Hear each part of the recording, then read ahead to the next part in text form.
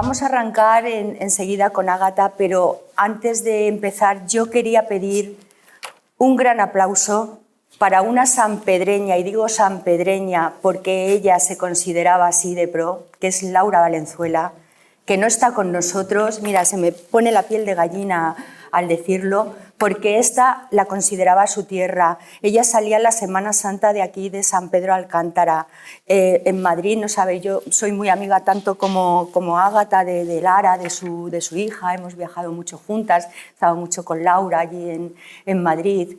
Y quería esta tierra como si fuera suya. Así que, Laura, que nos estás viendo desde ahí arriba, tu pueblo te recuerda.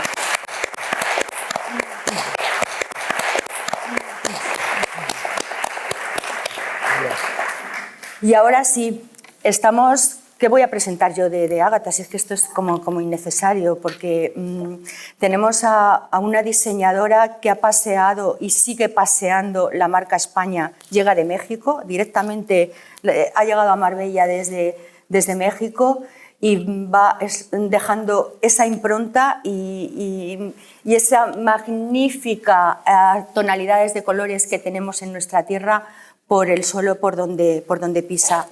Ágata es una entusiasta de la vida, le echa ilusión a todo lo que llega, y lo último que ha llegado es, como yo digo, el positivismo personificado. Todo le parece divino y le parece bien. Ágata Ruiz de la Prada, mi historia, a raíz de el primer capítulo, va contando toda su vida. Antes me preguntaban en la televisión lo que más me había llamado la atención, y digo, es la sinceridad con lo que ella se ha mostrado en todos los capítulos del libro, ¿no? En ella va narrando el amor por sus hijos, su pasión por el arte. Arranca hablando de ese útero con forma de corazón que, sin saberlo, luego le ha marcado la vida. Y bueno, ¿qué más voy a decir de Ágata? Si es que la tenéis aquí para que hable ella, que a mí ya me tenéis muy vista. Así que, por favor, un aplauso para nuestra diseñadora de pro, y dar las gracias a este maravilloso ayuntamiento en San Pedro Alcántara, a Javier y al delegado de Cultura, José Antonio, que nos brindan el mejor sitio donde hacemos los encuentros culturales, ¿eh? Tomar nota. Ágata, bienvenida. Oye, muchas gracias. Luego, si queréis, yo os cuento un poco de qué va el libro y me hacéis las preguntas. Como no somos muchísimos, pues podemos hacer preguntas. Cuéntanos, ¿qué has encontrado en esta inmersión literaria que no has descubierto en otras facetas de tu vida? Bueno, más que una inmersión literaria, yo creo que ahora hay un momento en el que se ha puesto de moda. La gente ya no solamente quiere comprar ropa de un diseñador y tal igual, sino que le interesa muchísimo conocer el personaje, ¿no? Entonces hay una tendencia, pues ha habido, por ejemplo, una película que no sé si la habéis visto, pero os la recomiendo, un documental sobre la vida de Valentino, sí, que es una maravilla, que empieza que tiene 8 perritos pequeños como Carlinos, entonces van tirando los perritos a un avión particular. Sí. Y siempre el hilo conductor, que está muy bien hecha, ganó el premio en Cannes a la mejor película. Entonces Valentino tuvo a una gente siguiéndole 6 meses y los odiaba con toda su alma, porque ya no podía más de ellos. Encima estaba como vendiendo la empresa, y fue un momento que le pusieron nerviosísimo. Y entonces, cuando le dieron el premio como el mejor documental del año, el tío se levantó y les dio un abrazo, como haciendo las paces, porque la verdad que él lo había pasado criminal, pero el resultado era extraordinario, ¿no? Entonces, para que os hagáis una idea de Coco Chanel, hay como más de 200 biografías de Coco Chanel. Y eso que la empresa dueña de Chanel, que son unos señores judíos, odian te ponen todo tipo de impedimentos para que tú hagas una novela, para que tú hagas una biografía.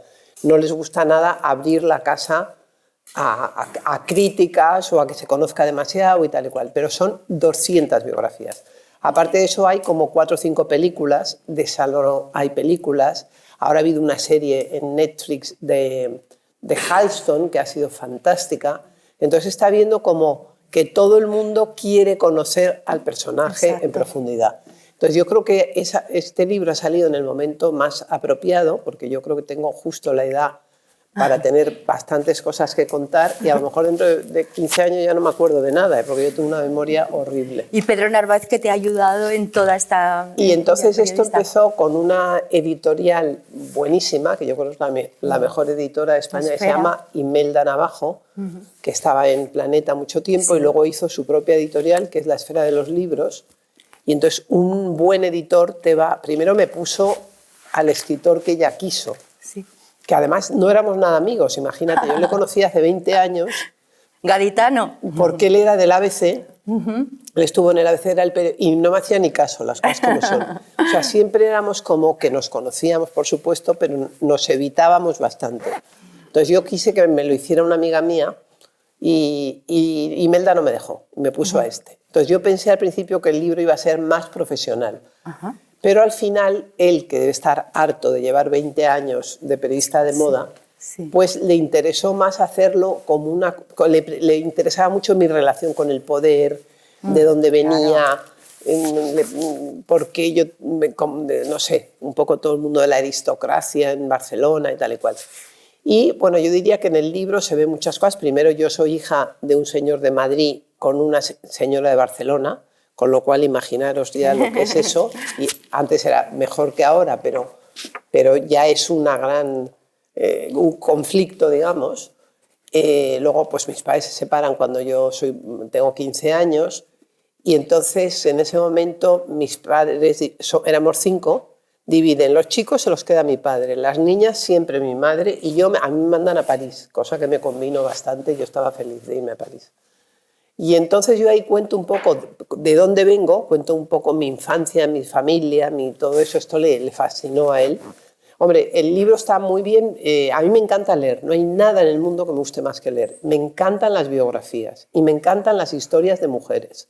O sea, me como los libros de mujeres. Tengo un sector en mi casa de libros de mujeres, pues desde Frida Kahlo, Alú Andrea Salomé, bueno, por supuesto, Simone de Beauvoir de toda la vida, Anaïs Nin, o sea, me encantan los libros de mujeres y me parecen que siempre se aprende, bueno, de los libros de Coco Chanel que os digo, me he podido leer 10 o 12 porque me encanta el personaje. José Manuel, ven aquí que ¿Tienes sitio? Que me han dejado aquí un sitio. Menos mal que no he venido con él en coche porque si no hubiera llegado tarde, que odio llegar tarde. Mira que te dije que os recogía, ¿eh? Venga, manchego tenía que ser. Total, que empieza el libro contando un poco eso y hay varias cosas que son lo que ha marcado mi vida. Yo diría, mi vida la ha marcado, pues mi padre era un gran arquitecto, uno de los mejores arquitectos que ha habido en su generación. Casi todas las casas que ha hecho mi padre están protegidas, no se pueden tocar. Y está esto por una parte, y mi padre fue el mayor coleccionista de arte contemporáneo de su generación. O sea que ahora mismo el arte contemporáneo está por todas partes, todo el mundo lo entiende y tal y cual, pero cuando yo era pequeña, nadie, absolutamente nadie, no sabían si se tocaba, para qué era, no entendían. O sea, una casa... yo creo que cuando yo era pequeña yo vivía en la casa más bonita de Madrid, que era hipermoderna, para que os hagáis una idea, tenía una piscina, 2 piscinas, y tenía césped, de verdad. Era una casa y tenía cuadros de Antonio López, de Chillida, o sea, tenía de Tapies. Mi padre fue el primer, siempre lo decía Juana Mordó, el primer español que compró un Tapies. Fíjate. Entonces yo me pasaba los fines de semana, bueno, iba muchísimo a galerías, la galería más importante de todas era Juana Mordó, pero conocía a todos, a Zobel, a Sempere, a todos los del grupo de Cuenca, ¿no? Y iba a los estudios, a las galerías y tal y cual. Yo tengo un hermano que nos llevamos 9 meses, 10 meses, y a él lo recordaba como una cosa espantosa, esa vida. Pero yo lo recordaba como una cosa que a mí me ha aportado muchísimo, o sea, inmersión en el mundo del arte. Entonces, así como yo no tengo buen oído y no conozco mucho de música, pero yo veo un cuadro y a 1 kilómetro sé si es bueno o malo. No tengo el ojo de mi padre, que era excepcional. Mi padre una vez compró un cuadro por 100.000 pesetas y lo vendió por 100 millones de pesetas. Vaya ojo. Sí. Vaya ojo. Entonces, cuando llegaba a las galerías, mi padre no mira, o sea, imagínate que le gustaba ese cuadro. Pues como le miraban a ver qué ha mirado Juan Manuel, Él se ponía a mirar el otro así, como, ¿sabes? Para despistar, y al final le decía, Juana, no quiero eso. ¡Qué listo! Porque todo el mundo pensaba que el tío tenía un ojo bestial. Y él compró unos cuadros, tampoco tenía mucho dinero, pero era simplemente, él compraba con esta Juana Mordó, entonces empezaba, mira, te voy a dar 25 pesetas por este, 100 pesetas por el otro. Tenía un lío de cuentas que se pasaba. No me extraña que luego dices en el libro que has buscado en tus amores a gente muy parecida a tu padre, ¿no? Pero luego no encontraba a nadie que tuviera esa sensibilidad artística y ese buen gusto, la verdad, que tenía mi padre, porque era una obsesión. O sea, mi padre es que era un esteta total, o sea, una cosa increíble. Entonces, ahí yo hablo de que a mí lo que me ha dado la vida siempre ha sido el mundo de la cultura, tanto por una parte el mundo del arte, como yo vengo, por ejemplo, mi abuelo, el padre de mi madre, era un señor que se compraba 3 libros o 4 libros al día, todos los días. ¿Qué dices? Siempre decía, yo lo único que gasto es en libros. Y muchos días se equivocaba. ¡Qué maravilla! Muchos días se equivocaba y a lo mejor se compraba un libro que se lo había comprado ya 5 veces. ¡Ay, qué interesante! Y se lo compraba. Entonces, y luego en mi familia, por parte de madre, no se trabajaba. De eso hablo mucho también, del tema de los planes. Entonces, no se trabajaba, pero se hacían muchos planes, que también es cansino, digamos, ¿no? Entonces, sí que no había una exposición, o sea, no había un premio Planeta, un Goncourt, un premio Áncora y Delfín, me acuerdo que eran unos premios, en fin, todos los premios de España. Y en casa de mis abuelos estaba siempre el Newsweek, todos los grandes, el Life, los grandes periódicos y revistas mundiales, y había como mucha, oye, que hay una exposición tal, que hay una ópera, era como obligatorio ir a una ópera en el liceo o tener esa vida cultural, y eso a mí me ha salvado completamente. Yo cuento que el día del divorcio, que la verdad me cogió muchísimo de sorpresa. El divorcio con Pedro J. Ramírez. Sí, el día que me enteré del asunto, lo único que pensé es, me quiero ir al Museo del Prado. Y la gente dirá, ¿qué cursi es esta? No. Pero es que fue como una necesidad de decir, cómo mi vida va a cambiar mucho, pero el Museo del Prado es lo que está ahí. Y siempre nos quedará el Museo del Prado. Entonces, yo tuve una necesidad morrocotuda de eso, y eso me ha ayudado muchísimo en mi vida. Otra cosa que me ha ayudado muchísimo en mi vida ha sido, y que lo agradezco en el alma, es trabajar.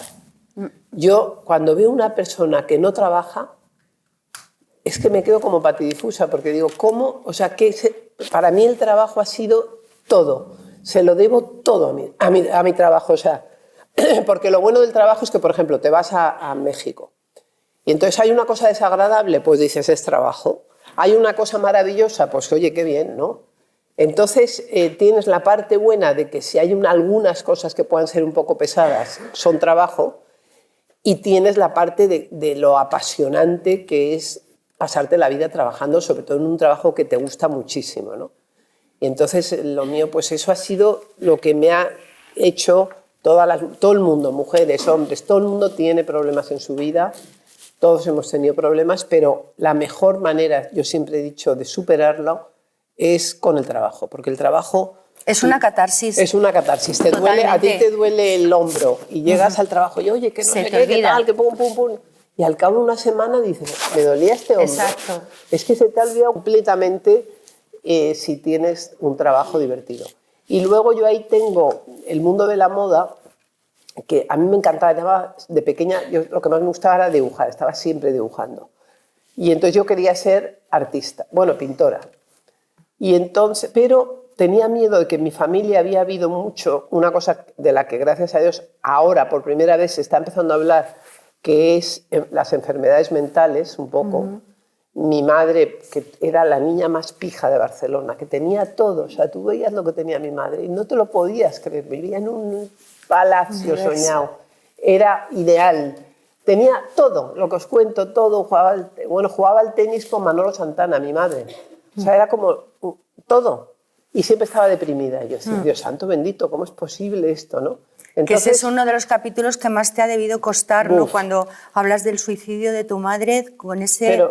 y luego siempre yo digo, Dios mío, cada vez que me pasa una cosa buena, que gracias a Dios es como 2 o 3 veces por semana, digo, joder, qué pena mi madre que se esté perdiendo esto, ¿no? Sí. Entonces... Lo dejas traslucir en ese capítulo. Por eso yo veía que mi padre, que trabajaba, era mucho más feliz que mi madre, que no trabajaba. Y ahí eso, pero bueno, pregúntame tú lo que quieras. No, te quería preguntar, ¿qué capítulo de los que tenemos en el libro te ha costado más compartir? Bueno, como no era muy... Yo creo que el hecho de que yo no fuera muy amiga de Pedro Narváez, al final ha podido ser bueno, ¿no? Sí, yo creo Entonces, que sí. él ha sido un tío muy discreto conmigo. Yo el año pasado me pasé muchísimas horas, todas las tardes con él.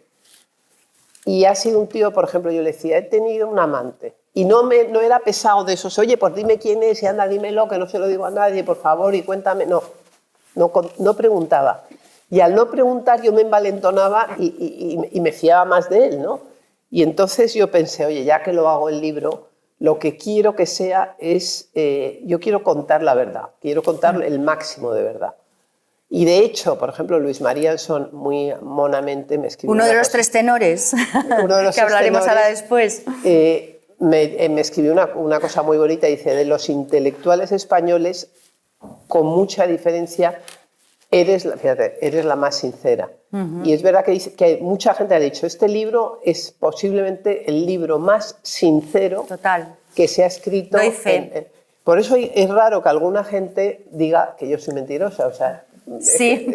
Es alucinante porque yo lo único que Vamos a obviar el nombre de quien lo dice porque es darle publicidad. Pero es que yo he estado súper pendiente, que al final los últimos 2 meses antes de sacar el libro fueron muy desagradables, porque era léetelo y vuélvetelo a leer y vuélvetelo a leer. Y además, por ejemplo, me decía, te lo llevo mañana a las 9 y me lo entregas a las 5. Coño, ¿Perdona? Sí. Yo leo rápido, pero... Y encima luego me lo entregaba, por ejemplo, a la 1. Sí. Y ya no me daba tiempo a leerlo, porque además tenía un poco... Y además tuve este libro como muchísimo secreto, porque era un libro muy... Teníamos mucho miedo, sobre todo la que tenía muchísimo miedo era Imelda, porque ella había trabajado con el Himno y él le había ayudado a hacer la editorial. El Himno, para los que no han leído el libro, es el Himno Todos Maverick. saben quién es el Himno. ¿No? Ya sabéis quién es, ¿no? Y entonces el Himno, teníamos mucho miedo de que pudiera parar el libro, de que nos pudiera hacer algo. Y, por ejemplo, yo tengo este novio tan guapo que está aquí, que es un abogado buenísimo. Patón, que sale en el libro. Levántate un minuto, que sale en el libro. Anda. Que va a presumir de novio, hombre. Ahora voy a presumir de novio. Aquí tenéis al manchego de oro.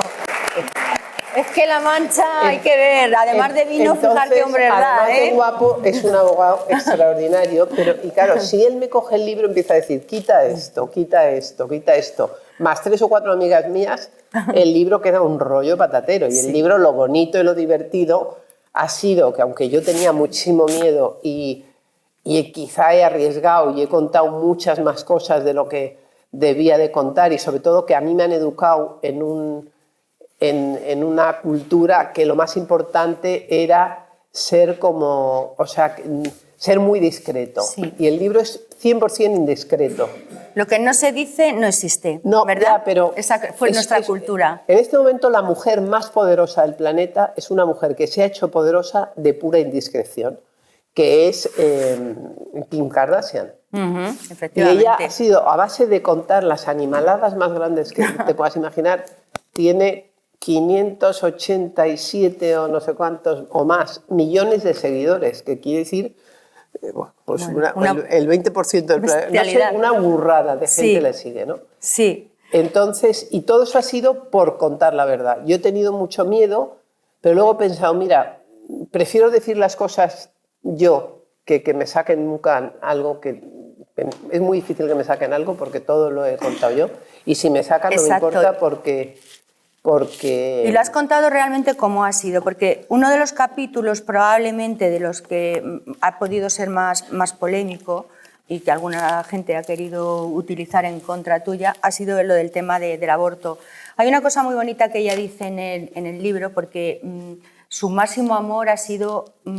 siempre ha querido tener hijos, si se casó y estuvo con Pedro J es porque quería tener hijos, pero ella leyó, como yo de pequeña, Oriana Fallaci.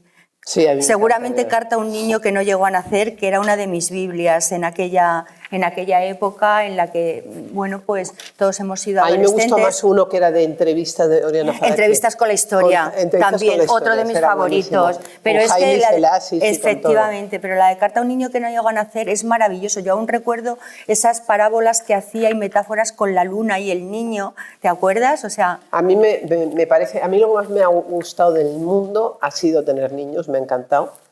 Y por eso, pero yo tenía este tema y además toda la vida he querido luchar por mis ideas y siempre he querido ser valiente con mis ideas y además acepto muy bien las consecuencias de la crítica y además entiendo que haya gente que opine de una manera diferente. O sea, y bueno, pues todos los temas estos religiosos, yo me considero una persona bastante religiosa y súper respetuosa con la religión, con la mía y con las de los demás. O sea, eso para mí ha sido sagrado, respetar mi religión y respetar las religiones de los demás. O sea, no me hace ninguna gracia que nadie se meta con la Iglesia, para nada.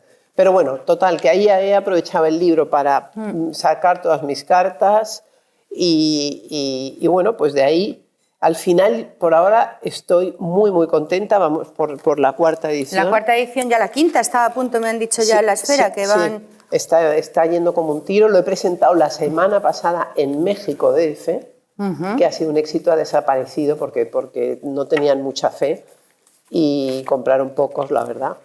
Y los pocos que compraron los han vendido. Y además trapicheando, íbamos toda la semana vendiendo. Yo tengo uno que trabaja conmigo que se llama Luis Carlin y cada minuto él iba comprando libros y vendiéndolos, trapicheando con una especie de... Eso de mandar el dinero, ¿cómo se llama? Con el bizum este. Con una especie de bizum iba vendiendo los libros, pero no por ganar dinero, sino para que le llegasen a todos nuestros amigos. Y bueno, pues me ha dado muchísimas satisfacciones el libro y me ha entusiasmado pensar que se pudiera vender tanto y pudiera llegar a tanta gente. Yo creo que ha habido mucha gente de mi generación que le puede interesar leerlo y también mucha gente, muchas niñas y tal, que han ido vestidas desde que han nacido de Agatha Ruiz de Prada, que han tenido cuadernos de Agatha Ruiz de Prada, que han ido al colegio con mochilas de Agatha Ruiz de Prada y que no saben si Agatha Ruiz de Prada existe. Muchas veces me lo han preguntado, ¿pero existe? Y entonces, pues ahora se pueden leer la vida y bueno, pues yo creo que al final eso está siendo bueno para mí. Como que sus propios hijos. Entrevistaba a Tristán la semana pasada. Tristán no se lo ha leído. Para la revista Semana y entonces... No se había leído el libro todavía. Cosima sí, le empiezo a contar cosas que estaban en el libro y dice, pero qué interesante de las cosas que me voy a enterar ahora de la vida de mis padres. Sí. O sea, no, y además Cosima se lo ha leído, lo acabó la semana pasada y le ha entusiasmado. Exacto. Además, Cosima está escribiendo otro libro que es El máximo secreto. Me dijo su hermano, dice, ni a nosotros nos ha contado de lo que va.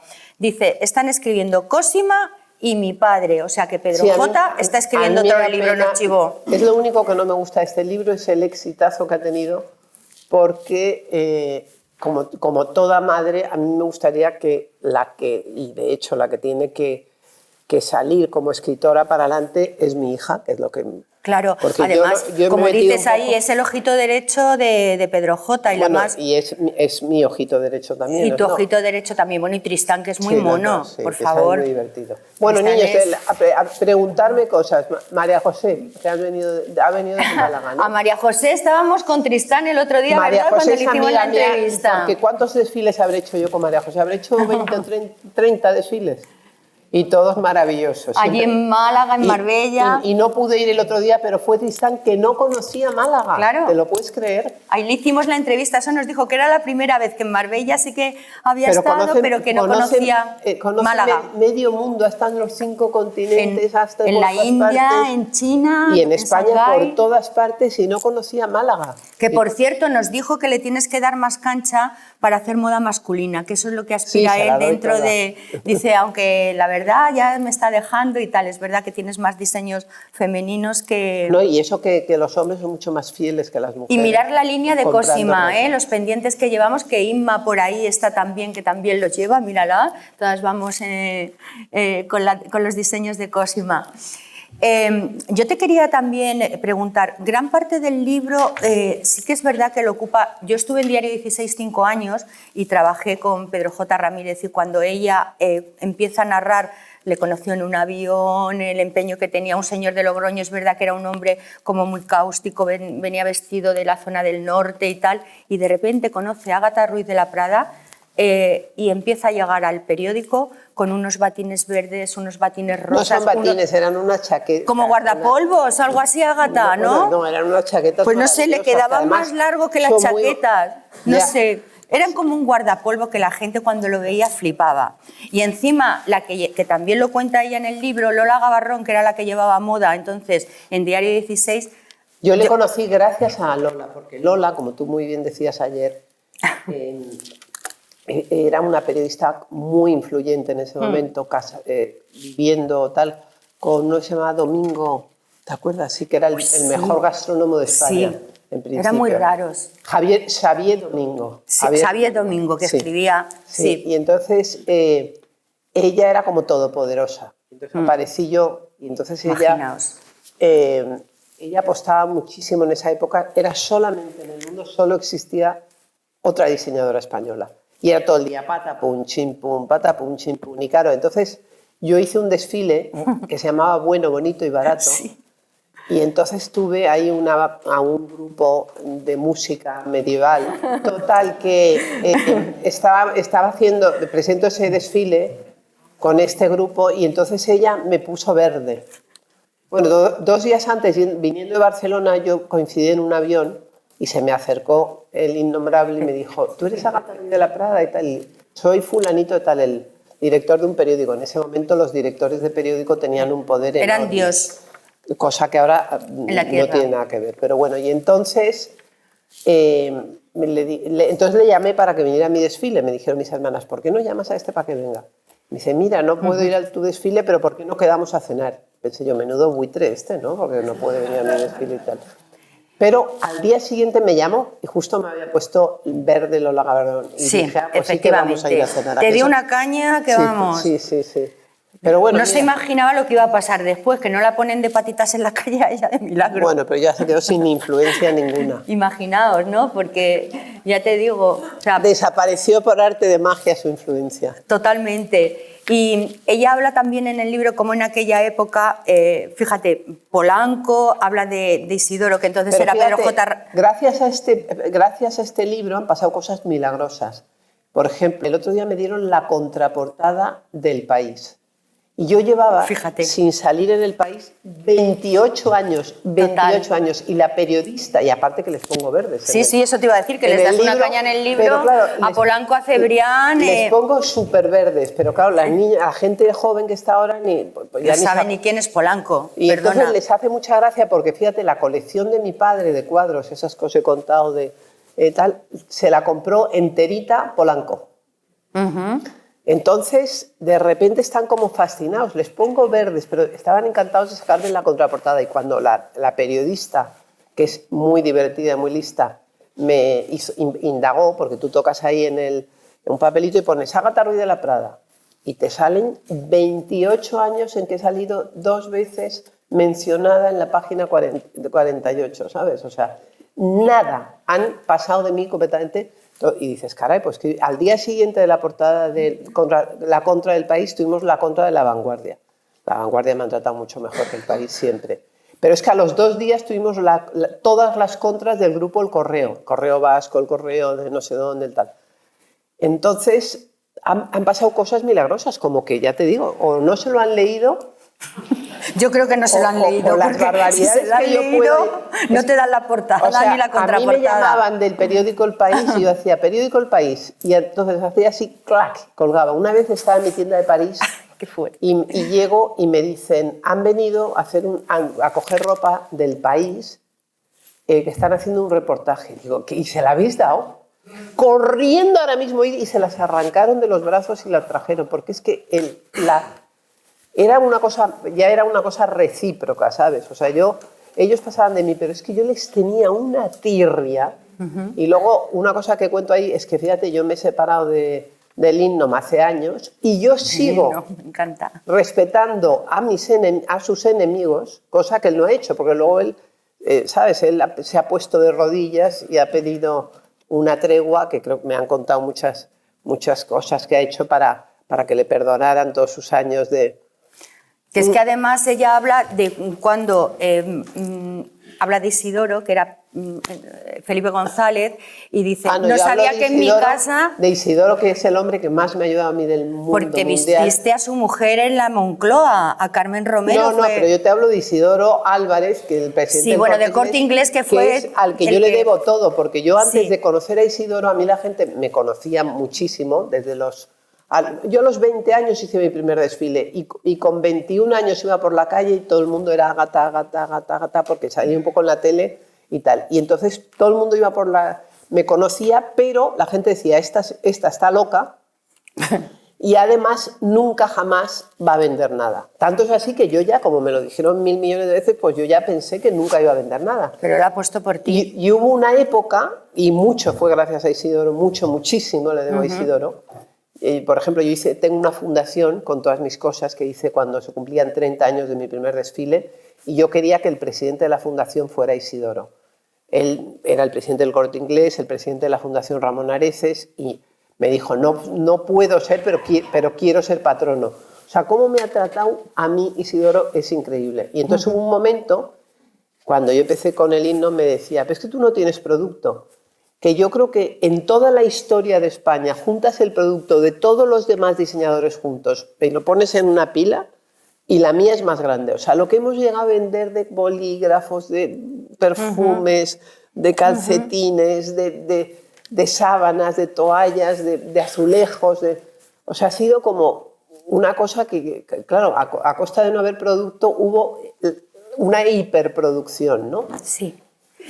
Pero cuando yo te decía lo de que está contemplado en el libro, tú decías, no sabía que en mi propia casa se iba a montar esa guerra cuando Pedro J. sacó todo el tema del GAL, porque hablas de Felipe González y cómo ese trato que tuviste con Carmen Romero, que era una gran señora, porque y la vestiste... Carmen Romero, cuando llegaron al poder, yo no conocía el mundo de la moda porque en mi familia no había relación con el mundo de la moda y había mucha relación con el mundo del arte. Eso. Entonces yo expuse en un sitio, por ejemplo, que yo fui a una exposición y la siguiente exposición fue Andy Warhol.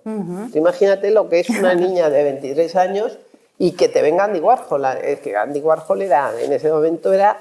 Bueno, yo creo que los dos pintores que más influencia han tenido en el siglo XX de lejos son Picasso y Andy Warhol. O sea, yo me acuerdo una vez que estuve en una exposición de Andy Warhol en Nueva York y le preguntamos, oiga, ¿cuánto valen estos cuadros? Y dijeron, no, ustedes no tienen dinero y tal. Y los cuadros empezaron en la exposición, que un cuadro valía 900.000 euros y acabó la exposición costando ese mismo cuadro al mes y medio 30 millones de euros. Fue en Cagosian, una barbaridad. Entonces, ¿en qué estábamos? No, estábamos hablando de tu primera incursión en la Moncloa, que la hiciste con Carmen Romero. Y entonces, después de esa exposición en la Galería Fernando Vijande, que Fernando fue el gran puente que hubo entre Madrid y Nueva York, y fue el que trajo a Warhol a Madrid, yo me acuerdo el día que se murió Fernando Vijande, yo estuve llorando 3 horas. Y yo no sabía que le quería tanto, pero fue como el final de una era. O sea, fue como el sueño de Madrid-Nueva York, Madrid-Nueva York, Madrid-Nueva York, cuando era la pera, y de repente empiezan a haber muertos de sida, de cosas, tal cual, y desaparece Fernando Vijande, y fue brutal. Y entonces luego hice una exposición en Juana de Espuru, que he hecho como 4 o 5 con Juana, y hicimos una exposición que eran unos trajes pintados por Enrique... No, ¿por quién eran esos? No, era por Gloria García Lorca. Y entonces vino la mujer del presidente del gobierno, que acaban de llegar los socialistas al poder. Exacto. Oye, que vinieran 8.000 personas a una mierda de galería. Entonces fue tal éxito, entonces como había policía y tal y cual, dejaron subir a 50 o a 70. Y entonces fue un exitazo monumental, nadie vio nada, absolutamente nada. Y entonces al día siguiente Carmen Romero vino a mi estudio y me compró 40 trajes. Entonces salí en todos los periódicos diciendo Ágata Ruiz de Prada, la modista de Carmen Romero.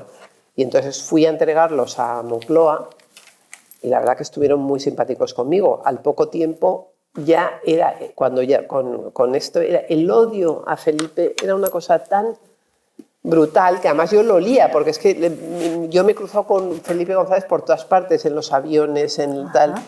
Claro, y yo sigo, o sea, yo ahora mismo veo a Felipe González y me da un vuelco el corazón porque es que han sido tantos años de estar en el lado contrario, ¿no? Claro, que luego fue la caída de Pedro J, que lo he contado yo creo otras veces en los encuentros. Queríamos montar una cooperativa, que pusiéramos una peseta todos en el periódico para cuando se acabó Diario. Sí, para montar esa cooperativa estábamos todos los trabajadores. Cuando salió el famoso editorial aquel de La Rosa y El Capullo por Jorge Semprún, fue aquella guerra que él siempre ha culpado al Partido Socialista de terminar con su andadura en Diario 16, y es cuando creó El Mundo. Bueno, porque es que además cuando yo conocí a Juan Tomás de Salas, que era el jefe... Alfonso y Juan Tomás. Pero sobre todo, bueno, Alfonso era un señor normal y Juan Tomás era un genio maravilloso. A Alfonso le gustaba el dinero y tal y cual, pero no tenía ningún atractivo, o sea, atractivo intelectual cero. Y en cambio el otro tenía un atractivo que era fantástico. Y yo le nombré padrino de Tristán. Pero tenía una mujer celosísima, yo creo que era de Canadá. No la conocí. Y entonces, yo me acuerdo que la primera vez que yo me enteré esto de los títulos fue Juan Tomás el que me dijo, este niño va a ser marqués. Y yo pensé, ¿por qué? Y entonces es cuando estaba empezando toda la guerra de los títulos. Cuando pasó todo. Es que baronesa, marquesa, no le falta título. No, pero otra cosa que hablo mucho en el libro, claro, es del tema del feminismo, de cierta manera, ¿no? Yo digo que en mi familia, por casualidad, las mujeres han sido mucho más ricas que los hombres. Sí. No me preguntes por qué, pero es así.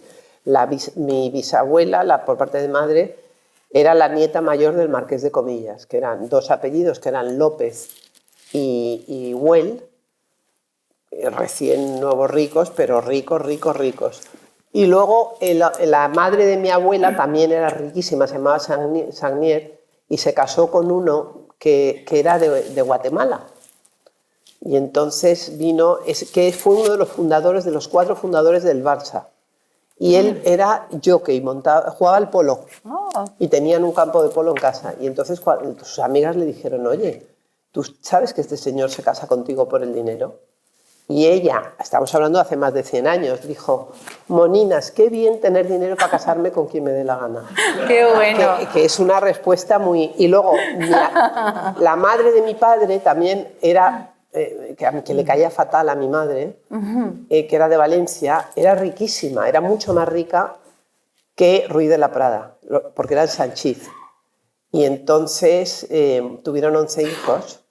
Mi padre, que era un sinvergüenza, le preguntaba, ¿cuántos hermanos tienes? Y decía, soy hijo único. Y eran 11.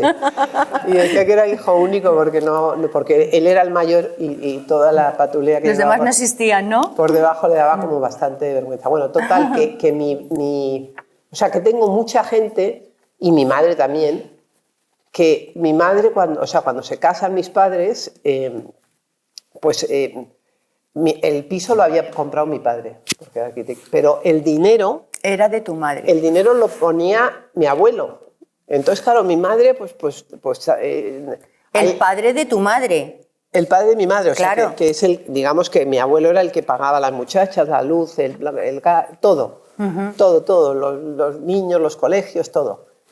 Entonces, claro, yo no he vivido nunca una mujer sometida al hombre. Es más, yo le decía a mi madre, oye, disimula un poco, un poquito, una pizca y tal. Pero ahí no disimulaban nada. Todas eran las mujeres mandando. Entonces, por eso para mí el feminismo fue una cosa que lo tuve en vena, como igual que el arte, como os he contado, o la arquitectura. Es una cosa que desde que he nacido la tengo ahí.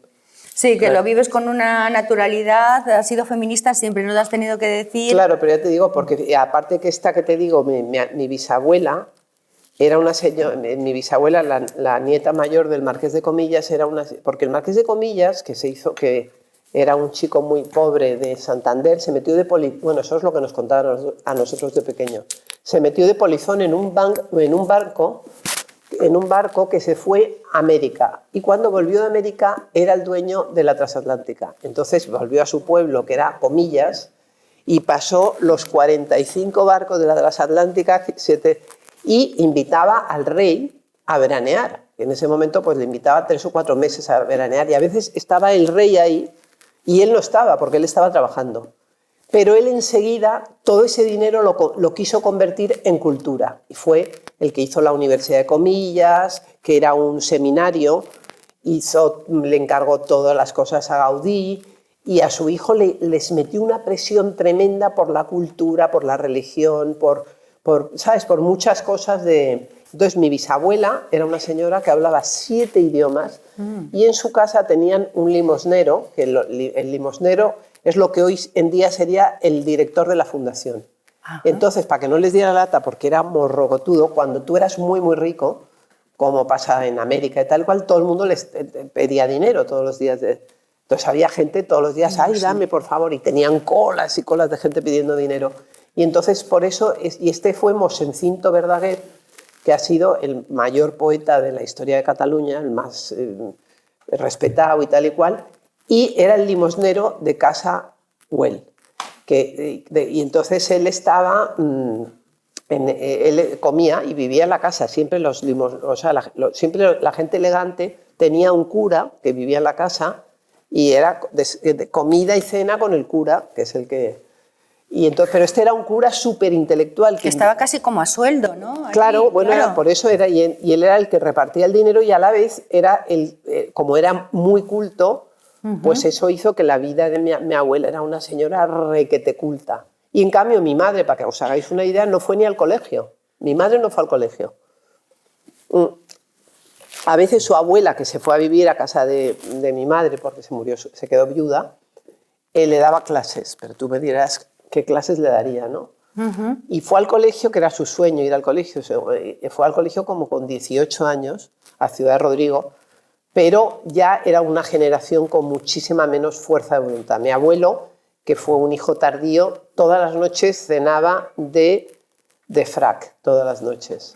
¡Qué personaje! Vida. Y tenía una inglesa, una francesa y una alemana siempre al lado suyo. O sea, luego entonces desde ahí ya fue todo mucho. Luego ya vino la decadencia, muchas decadencias, que a mí también me interesa y me gusta la decadencia, pero siempre yo he luchado un poco por intentar mantener eso, pues porque claro, cuando has visto la gozada que han tenido estos, las mejores fincas de España, las mejores, un nivel cultural alucinante, todo, y ver cómo se va todo al garete por no trabajar, porque yo creo que un poco el gran error de España es que en España desde hace muchísimas generaciones, cuando tú eras algo, que llamaban hidalgo, que quiere decir hijo de algo, que quería decir que ya el objetivo era que no trabajar tú nunca más, ni tus hijos, ni tus nietos, a ver hasta cuándo llegaba sin trabajar. Cosa que en otros países, por ejemplo en Inglaterra, no ha habido eso. O sea, en Inglaterra las grandes familias, los duques, lo primero que querían es que sus hijos fueran al mejor colegio y a la mejor universidad del mundo. Todos, desde hace muchas generaciones. Y entonces eso era intentar entrar en Eton o en Harrow y intentar entrar en Oxford o en Cambridge. Y eso es muy, muy duro. Entonces ya los niños desde que nacían, nacían y ya estaban apuntados en la lista del colegio. O sea que había una exigencia cultural, deportiva, no sé qué, a que tus niños fueran los mejores. Y en cambio en España ha habido a que tus niños no hicieran absolutamente nada. Y eso, como yo lo he vivido mucho, pues he luchado mucho contra eso. Lo que marcó un hito en Madrid fue tu primer desfile, en el que se mezclaron allí en Locas todo Dios, desde pijos, punkis, hippies. Bueno, ¿Eso lo recuerdas en el libro? Yo tuve la suerte que llego a trabajar y entonces yo vuelvo a Madrid porque mis padres se separaron, fui a París y luego un año con cada uno. Cuando no podían más de mí ni yo de ellos, pues me cambiaba de ciudad. Y entonces llego a Madrid como en plan de trabajar porque yo no fui buena estudiante. Entonces, y además ahí mi madre no había ido ni al colegio, le daba exactamente igual que estudiáramos, que no estudiáramos, estábamos en la cocina todos. Asilvestrados. Asilvestrados. Total. Y entonces llego a Madrid y entro de pleno en la movida madrileña. Entonces para mí eso fue una maravilla porque antes no había ni Instagram ni nada, pero yo creo que en esa época no queríamos ser ricos o no pensábamos en el dinero, queríamos ser famosos. Ajá. Pero antes era muy difícil ser famoso porque por ejemplo, pues salías en la Luna y la Luna la Luna era el top, pero eran 8.000 ejemplares y salía y tú te hacían unas fotos, que siempre estábamos con el tema de las fotos te las daban al cabo de un mes en diapositivas sí. y entonces todo era muy, bueno, en ese momento la prensa era muy poderosa, pero entonces con el tema de la movida madrileña empezaron a llegar a España los grandes periódicos del mundo, el New York Times, el Herald Tribune, bueno, las grandes revistas, el Newsweek, todas, y cogieron como una costumbre de que tenían una lista y la lista ABC tal, y era Almodóvar, Alaska, Agatha Ruiz de la Prada, y éramos 8 o 9. Y siempre estábamos esperando. Entonces las fotos para House and Garden, para no sé qué. Y era pues 2 veces por semana o 3 tener a esta gente. Por ejemplo, hicieron un reportaje impresionante para la PBS, que era la Public Television, y en esa época, imaginaos lo ricos que eran los periodistas, se vinieron 2 meses y medio al Hotel Palace, que eran un equipo como de 12 personas, tenían una furgoneta con un chofer, y todo esto para hacer un reportaje de 1 hora. Y ahora, vamos, el que te hace la entrevista, te hace la foto y te hace las preguntas y te graba. O sea, es una cosa que dices, que antes había... Es una cosa descabellada, sí, que te obligan a eso, pero, por ahorrar fotógrafo, por ahorrar... La suerte de estar en ese grupo de la movida madrileña hizo que yo, con 23 años, tuve una página entera en el New York Times, que luego no pasa nada, pero en ese momento era como, ¿sabes? El New York Times era increíble. Bueno, yo sigo apuntadita del efecto que me hizo al New York Times, que lo miro casi desde todos los días, sí. Desde entonces hasta ahora, ¿no? Y ha citado a Almodóvar, ha citado a Alaska, todos con un denominador común. Alaska lo lucía en aquella época de la movida, los colores vitamina, los colores que ella, desde el primer momento... No creas, porque luego enseguida de la movida madrileña vino lo punk, que era lo negro, lo que tú odias, que no te gusta nada de ese color. ¿Te vestiste solo de negro para ver al Papa? Sí, es verdad. Es verdad. Pero fíjate que iban todos vino una época que iban todos de cuero y sí, empezaron a pintarse los pinchos, con los pinchos. Yo lo encontraba atroz. Toda esa época del negro fue una época durísima para mí, porque además pasó la alegría de la movida y llegó todo el SIDA y todos los problemas y toda la cosa. Y entonces yo odiaba eso, pero me acuerdo una vez que estaba en Milán en un desfile y estábamos mis 2 hermanas y yo vestidas, bueno, de 200 colores. Y toda la gente que había, pero toda, que había unas 800 personas, el que no iba de negro iba de gris oscuro.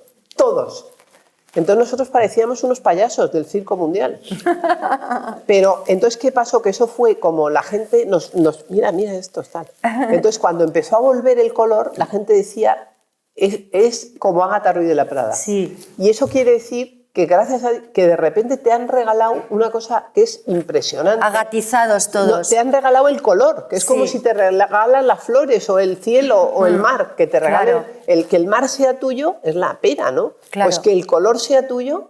Y entonces, en todos los países del mundo, yo empecé haciendo unos trajes que eran con ruedas, con michelines, con miles de aros. Eran unos trajes que, sobre todo, la forma era... transgresora muy totalmente. Transgresora. Pero a la gente, cuando yo empecé a salir de España, lo que le chocaba no era eso. Es que no sé por qué lo que le chocaba era el color. Y entonces empezaron, cuando alguien va de colores, dicen, voy de Ágata. O hoy he venido agatizada. Y entonces eso quiere decir que fue tan bestia la época del negro, sí, que me quedé con el color. Y es que citábamos a Almodóvar, pero es que es un poco lo mismo, ¿no? Él venía de esa Mancha que también conoce aquí nuestro amigo Patón también, que es un cielo siempre nublado, los colores oscuros, y sus películas llamaron mucho la atención por el colorido que tenían. Sobre todo ahí ha habido una cosa, que hubo un momento de muchísimo talento, porque sí, el otro día la que me presentó el libro en Madrid fue Alaska. Sí. Y lo hizo tan extraordinariamente bien, porque Alaska, sobre todo, lo más importante de Alaska es lo lista que es, que no lo sabe nadie. No solo es muy lista, sino que además es muy bien educada. Yo le estaba invitando, porque yo en esa época lo hacía todo a mano, era Ágata Ruiz de Prada, Marqués de Riscalocho, 28010 Madrid. Y de eso me podía hacer 1000. O sea, que me dolía la mano, Ágata Ruiz de Prada. Fíjate qué tonta, lo podía haber impreso, luego ya lo empecé a imprimir y tal. Pero en las primeras épocas todo era escrito a mano. Y siempre que le invitabas a Alaska te mandaba un mensajito. Muchísimas gracias, no voy a poder ir y tal y cual. Pero, qué mona. caray, pues esta parece que es... América la educó muy bien, sí, pero porque muy su madre bien, es ideal. Muy bien, pero la educó muy bien y ella es extraordinariamente lista. ¿Sabéis que vistió una vez a Lady Gaga y luego no ha vuelto a ver el traje? ¿A que eso no lo sabíais? Bueno, luego ha habido toda esa época de las influencers que todo está cambiando muchísimo, pero eso hace que sea muy divertido, porque el cambio hace que tu cabeza se tenga que adaptar y mucha gente se queda por el camino, pero de repente está de moda abrir tiendas, de repente está nada de moda abrir tiendas, de repente se ponen de moda los outlets, de repente se pone de moda las ventas por internet, estas de Bon Privé o no sé qué, y todo va, pero ya las modas duran 6 meses, antes duraban, yo me acuerdo cuando saqué mi primer perfume, pues tener un perfume era la locura, pero es que ahora ya tienes que sacar un perfume casi cada mes. Entonces, bueno, pues es muy interesante ser capaz de irte adaptando a las nuevas tecnologías. Como ella dice, hay una frase muy chula en el libro que dice, una a veces se comporta como un Kennedy y otras veces como un Corleone, ¿no? Bueno, esa frase es más bien de Pedro Narváez que mía, ¿eh? Te la ha hecho tu escritor, pero a mí me ha encantado. Pero ¿sabes lo que pasa? Que claro, cuando te gusta leer y admiras la literatura, yo hubiera escrito a lo mejor el libro de otra forma diferente, pero tengo que respetar que era muy, muy difícil con todo lo que le conté por hacerte 300 páginas, ¿sabes? Claro, y igual de letra gorda. La frase igual también es de Pedro, pero esa frase de Pedro J, yo le voy a llamar Pedro J porque era mi dire, estaba acostumbrado a las cortinas de terciopelo cuando solo tenía visillos. Esa frasecita también se las trae. Hay una frase buenísima porque es que a mí me encanta ir al campo, es lo que más me ha gustado toda mi vida. Y desde que he nacido, o sea, al mes de nacer ya me llevaron al campo. Cuando tuve a Tristán me fui directa al campo y yo soy muy, muy de campo. Y entonces él iba al campo. Y entonces cuando empezó con esta tal, no sé quién me contó, que había estado en el campo. En el supermercado. Entonces pasó de ir al campo a ir al campo. Al campo en general, vamos, sí. Intelectualmente fue un poco eso. Sí, sí, sí. Y salió en una revista, que salió en una portada lo de que pasó a ir al campo. Yo creo que conmigo nunca había ido al campo. Son súper importantes cada referencia en cada página a Tristania Cosima, a tu ratón, que la sigues llamando sí. Tu ratón. Mi ratón, que son muy monos de pequeños los ratones, pero cuando crecen, en fin. Pero ahora duerme con sus perros, son súper animalistas, porque Ágata, fijaros, toda su ropa es sostenible. Incluso cuando esperaba, como en Europa, que el Partido Verde triunfara también aquí en España, estuviste, hasta te apuntaste. Yo fui muchos años de los Verdes, pero es que mi abuelo Casteldorrius, o sea, el padre de mi madre, era ecologista en los años 20, porque en los años 20 del siglo pasado hubo un gran movimiento ecologista y él fue siempre ecologista. Por ejemplo, nosotros tenemos un campo al lado de Madrid, lejos de Alcampo, y en ese campo mi abuelo es que no dejaba que nadie tocara un árbol. Era como, la religión era, en esa época en España llegaron los tractores y todos los campos quitaron todos los árboles para que los tractores pudieran trabajar y fueran más deprisa, ¿no? Solo una pregunta, que tú tan animalista es tu amiga. Has conseguido que aquí el cazador cace menos también, ¿eh? Cuando vas a la finca... Desde luego, yo soy loca de la ecología. Mi padre, que no era hijo de ese abuelo, mi padre siempre fue súper ecologista. Tuvo un piso en Canarias y una casa maravillosa en Lanzarote. Y en Lanzarote era una casa blanca, el suelo era negro de lava volcánica, estaba al lado del mar, y nos traían el agua, porque no había nada de agua, en un camión. Y entonces, como gastaras una gotita de más de agua, es que te caía la mundial. O sea, el respeto que yo he tenido desde pequeña por el agua ha sido impresionante, y por la luz. Mi padre siempre estaba, apaga la luz, apaga el agua, apaga la luz. y siempre fue muy, muy, muy ecologista. O sea, que así como os digo que el tema del feminismo, del arte, todo eso, pues todo eso me viene dado, porque es que la ecología la he mamado, ¿no? Es que yo tenía una cosa tonta mía, como de geisha, que yo no soy nada geisha, pero como de darle importancia, ¿sabes? O sea, yo tenía, y yo ponerme en un segundo lugar cuando, no sé, conmigo era todo el rato, ¿sabes? Te quiero decir que íbamos por la calle y entonces aparecía una señora mayor y le saludaba, y las 5 tías guapísimas que iban al... O sea que yo tenía mucho mejor público, siempre he tenido mejor público, y además un público con mucho más futuro. Estamos empezando, llevamos un año y al principio es todo maravilloso, ¿no? Pero bueno, yo creo que sí, fíjate, lo que yo nunca me enamoraría, el mundo de la moda, porque yo tengo una íntima amiga, muchos amigos médicos, tengo muchos médicos, y entonces un día le digo, oye, pero en los hospitales creo que hay un follón, porque aparte de que está la muerte y la vida y todo eso, eso pone mucho, es verdad, muchísimo, muchísimo, porque ya que te vas a morir, porque que sea todo, entonces... O sea, líes de faldas, dices. Lo que ligan, o sea, eso. Es impresionante. En cambio, el mundo de la moda, que teóricamente es para seducir y todo esto, es un mundo que es que no te comes una rosca, no hay todo, o sea, no sé cómo explicarlo, es el mundo menos sexy que te puedas imaginar, ¿no? Entonces, yo por eso yo toda mi vida estoy acostumbrada a trabajar y a estar con tal, pero hay poquísimo que rascar en ese mundo. Y entonces, pues siempre a mí me han gustado los señores como lo digo en el libro, que mi padre, pues un poco, os he contado que fue una gran influencia para mí porque fue un gran arquitecto y un gran coleccionista, pero tenía una cosa con las señoras que no os lo podéis imaginar, una enfermedad. Pero él tenía sex appeal también. Él era muy sexy, pero claro. No pensaba más que en eso. Y eso es una virtud.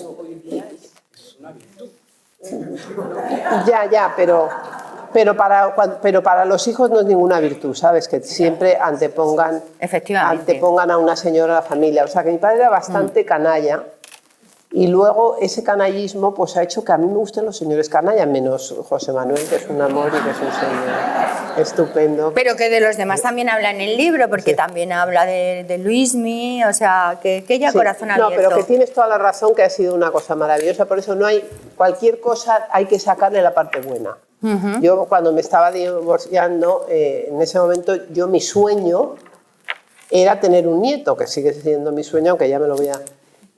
Pero no se me ocurría tenerme que poner a buscar novio. Digo, coño, pero si yo estaba buscando un nieto, no un novio, entonces... Mira lo que te va dando la vida. Tienes que pegar un volantazo o sea, es un volantazo impresionante. Pero yo creo que ese volantazo te rejuvenece mental y mentalmente. Además, fíjate qué bonito, porque sabéis que Julián Porras, que lo hemos tenido aquí presentando el libro en nuestros encuentros, que es el primo de aquí de José Manuel. De José Manuel, y se conocieron en una reunión también. Bueno, pero ¿sabes lo que pasa? Que el negro, o sea, el color es una especie... Ahora no, yo acabo de llegar de México, que es, digamos... Todo color. Hay 2 polos en el mundo que no está estudiado lo suficiente, que es México y la India, que son... esos polos son polos del color total. Entonces, ahí ha habido gente muy pobre hace cientos de años, que vivían de una forma súper humilde, pero cuando tenían un poco de dinero se vestían de colores, pintaban las fachadas de amarillo, rosa, naranja y tal, porque yo creo que ha habido, es una cosa que la llevan en la sangre y en la cabeza desde hace 1000 años, de la importancia del color como para ahuyentar los malos espíritus. Y entonces el color hace que estés como vitamina. Es como una vitamina que hace que tú estés más contenta, más feliz, que te ayuda muchísimo a ser feliz el color. Si tú vas a esas señoras que están todo el día en París de negro, es una depresión, porque entonces cuando se muere alguien, ¿qué hacen? ¿Sabes? Siguen de negro. Y entonces al final el negro entristece muchísimo. Los japoneses son los más tristes, ¿no? Iban todos de negro. Entristece muchísimo, entonces el color es como terapéutico. Yo creo muchísimo en la terapia del color. Cuando el tiempo está gris es cuando más Tú tienes que ponerle color el amarillo, porque es como gris. A mal tiempo, buena cara. Eso es. Yo estoy soñando con tener una impresora 3D. Es que es lo que más ilusión me haría. O sea, yo si tuviera una impresora 3D, todos los días haría un objeto diferente. Me encantaría, sueño con eso. Pero bueno, estoy esperando a que avance un pelín más para que se convierta en una cosa más normal, y yo le voy a dar un cuarto entero de mi estudio a la impresora 3D. Sin duda ninguna, el fucsia. El fucsia. Desde que empecé, o sea, yo en el año 81 hice mi primer desfile y ya creé mi primera etiqueta. Y mi primera etiqueta, que era un homenaje a Rothko, era fucsia. También se podía ver un poco como las capas de los toreros, una cosa muy española, que era el fucsia con el naranja, amarillo.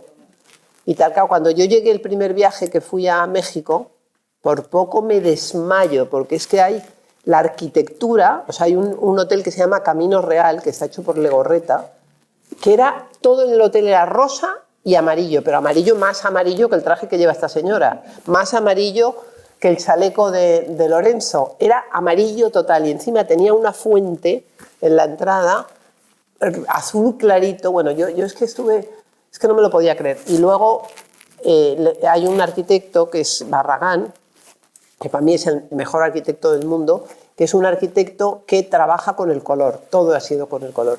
Y entonces un día me sobró un ratito en México y me dijeron, ¿qué quieres hacer? Y dije, hombre, pues lo que quiero hacer es ir a conocer la casa de Barragán. Que la casa de Barragán es la locura, ¿no?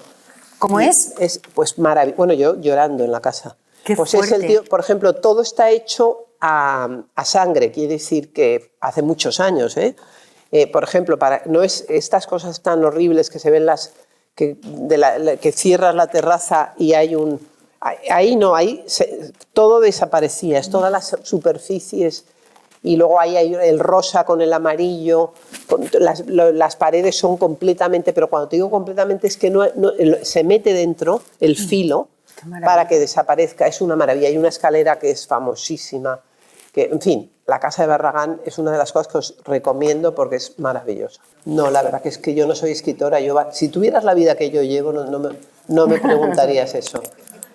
¿Sabes? Hay años que hago 74 desfiles en un año, 74 desfiles, lo sabe María José. O sea, una experiencia casi religiosa. Es que yo estoy haciendo un plan y preparando a una cosa que hablo mucho en el libro, son de los planes, pero eso lo tenéis que ver, de la importancia de los planes. Pero vamos, a mí me encanta leer, y lo he dicho 1000 veces, pero no me gusta escribir. Entonces, y no me considero capacitada para escribir un libro sobre la Iglesia Católica, la verdad.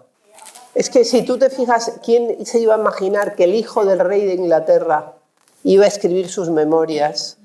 ¿Quién se lo podía imaginar? O sea, es un movimiento que es completamente nuevo. O sea, porque antes un diseñador, que ni siquiera se llamaban diseñadores, se llamaban modisto, y vestía a las señoras ricas, que además era bastante frustrante porque, hombre, había 4 ricas guapas, pero había muchas ricas que tú sabes lo que es adaptarle el traje, era muy difícil, o sea, era muy difícil. Entonces,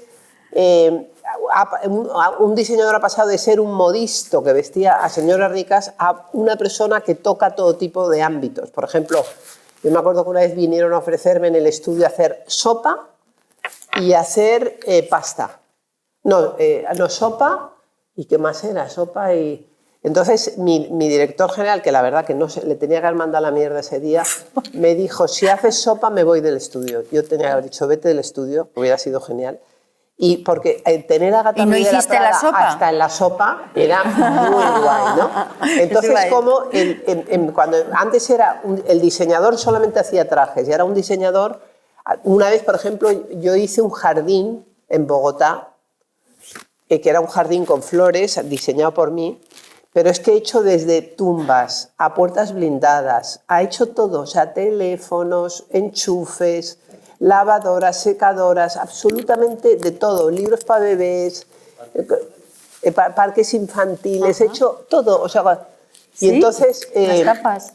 Y ahora una de las cosas que está de moda es que la gente quiere conocer a los diseñadores y a todo el mundo le interesa la historia de Van Gogh o la historia de los pintores o la historia y también la historia de los diseñadores. Por eso yo he escrito el libro y por eso, ya que lo decía, por lo que no quería es que fuera un rollo de libro, que fuera por lo menos divertido y que tuviéramos un... Bueno, que ahí lo tenéis y de verdad llevároslo porque es que no os vais a poder despegar. Además, es un ola por dentro. Fijaros, tiene la mitad de fotos. Fijaros la de fotos que tiene, que esto solo... Bueno, este me encanta. La verdad es que me deja muchas cosas que de repente digo, ay, Dios mío, esto no lo conté en el libro. Y en la semana pasada llegué, ¿de dónde llegué? Llegué en Canarias, antepasada, y comí con mi editora que me encarga otro libro, pero eso ya es secreto. Mirar este Sindicato del Crimen, solo os voy a enseñar esta fotografía porque los demás la vais a ver cuando compréis el libro. Qué maravilla cuando vistió Ágata a estos personajes de la historia, que además uno de ellos es el padrino de Tristán. De Cosima. De Cosima, es verdad, Paco Umbral. Yo sabía que era uno de tus hijos. No sé si antes empecé a contarlo y luego no lo acabé. El tema de que cuando tú eres un artista, el mundo del artista es un mundo de mucha soledad. Y te puedes comer mucho el coco y ese comerte el coco te puede llevar por caminos muy malos. En cambio, el mundo de la moda es un mundo muy cachondo, muy divertido, donde siempre estás rodeado. Tú haces un desfile y tienes 40 modelos, los maquilladores, los peluqueros, los fotógrafos, los de las luces, los de las vestidoras, tal. Entonces, ¿cómo te puedes deprimir ahí? Es imposible. O sea, tú en esa marcha, la gente, el no sé qué... Es un mundo donde te puedes cansar un poco, pero deprimirte imposible. Y yo, como venía de una familia así, digo, uy, ahora me meto yo aquí en un cuarto, empiezo a darle vueltas a la cabeza y esto puede acabar muy mal. Me gustaba, el que más del mundo en esa época era Yves Saint Laurent. Luego y también me gustaban mucho los japoneses en esa época, Issei Miyake y todo ese grupo. ¿Y tú quisiste empezar con Del Pozo? Pero... Yo quise trabajar con Del Pozo y tenía una amiga que había metido dinero en Del Pozo. Y entonces vamos a Jesús del Pozo y le pedí trabajo gratis, por supuesto, y me dijo que no.